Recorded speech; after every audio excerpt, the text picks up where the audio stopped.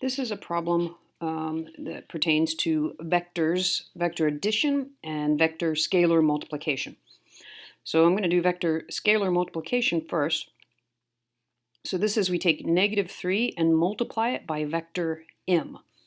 So all that means is that we take each of these vector components and multiply them by -3. So if you have -9, 5, and you're multiplying this by a scalar of -3, your new vector becomes 27 and -15. So that's our new vector.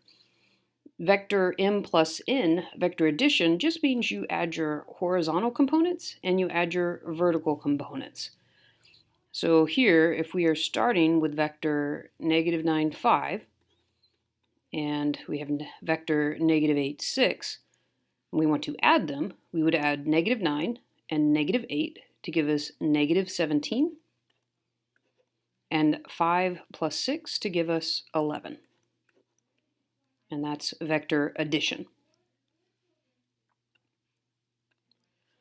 Okay, for this problem, we are dealing with right triangle trigonometry. And the problem asks us to find the exact value of sine theta. So exact value means don't use a calculator.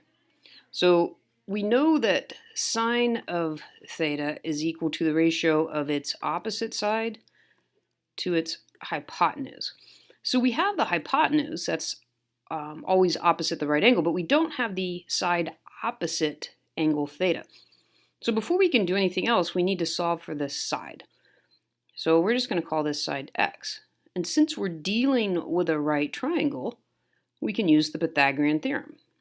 4 squared, which is always your hypotenuse first, is equal to 3 squared plus x squared. So 4 squared is 16, is equal to 9 plus x squared. 16 minus 9 is equal to 7. So x is equal to plus or minus the square root of 7, but since we are dealing with a distance, it's positive square root of 7. So the sine of theta is equal to opposite, the side opposite theta, square root of 7, over the hypotenuse, which is 4. So that's how we solve that problem. So the exact value is square root of 7 over 4. So you don't use a calculator to simplify that. Okay, so on this problem, we have a 12-foot ladder that leans against the side of the house. The top of the ladder is 11 feet off the ground. Find the angle of elevation of the ladder. So the angle of elevation is the angle that the ladder makes with the horizontal. So that's this angle here. So we have opposite and we have hypotenuse.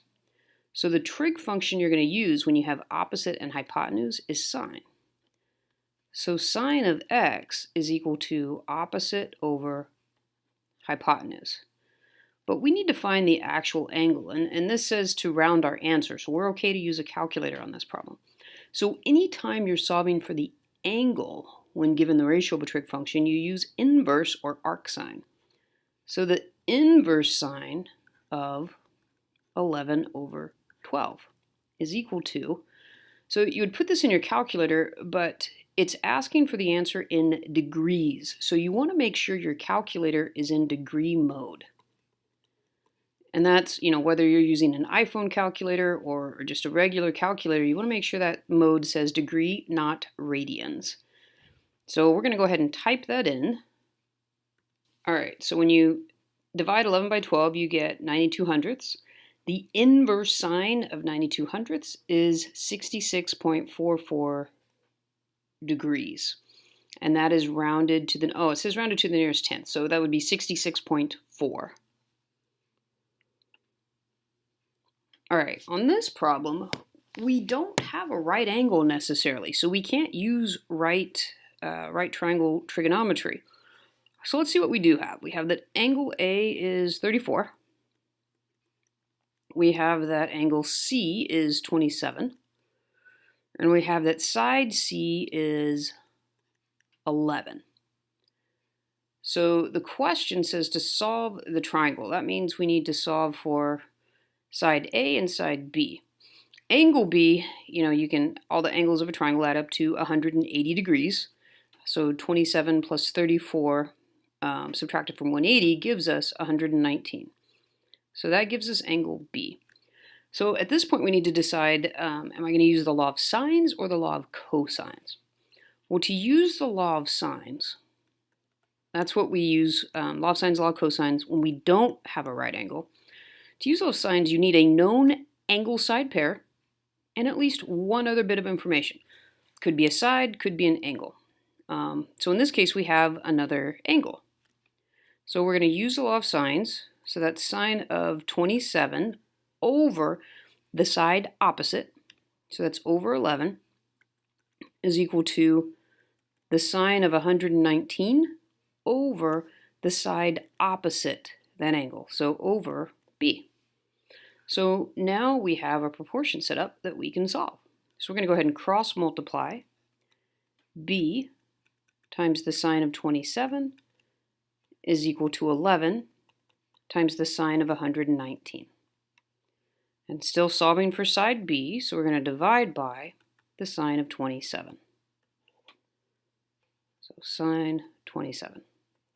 And we're just going to plug this into a calculator. Again, make sure that you are in degree mode. So when you plug that all in, you should get 21.4 degrees when rounding to the nearest tenth. And now we just have one more side to solve for. We have side A. So I'm going to go ahead and continue to use my known angle side pair. So sine of 27 over 11 is equal to sine of 34 over angle A, or sorry, side A. So same process. We're going to cross multiply. So 8 times the sine of 27 is equal to 11 times the sine of 34. And then we're going to divide both sides by the sine of 27. And now we're going to plug that into our calculators, again making sure that we are in degree mode, and that gives us 13.7. So at this point you want to take a second and make certain that your answers make sense. So we have the largest angle, and opposite that largest angle is the largest side. So yes, that makes sense. Opposite 27, the smallest angle is the shortest length here. So that's just a way to double check and make sure, okay, yes, my answers do make sense.